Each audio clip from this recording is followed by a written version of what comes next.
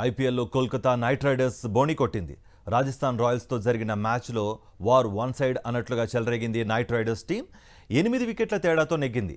182 పరుగుల లక్ష్యంతో బరిలోకి దిగిన కోల్కతా 17.3 ఓవర్లలో 2 వికెట్లు కోల్పోయి లక్ష్యాన్ని ఛేదించింది.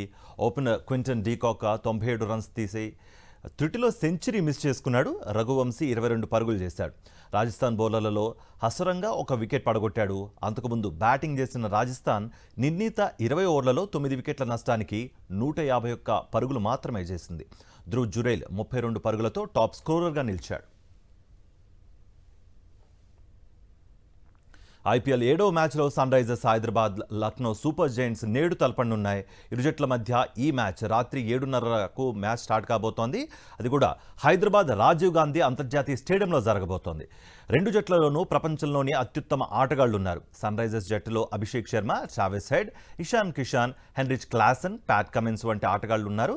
లక్నో సూపర్ జైంట్స్ జట్టులో Nicholas Pooran, Mitchell Marsh, Rishabh Pant, Aiden Markram వంటి ఆటగాళ్లు అమితుమి తెలుసుకోనున్నారు.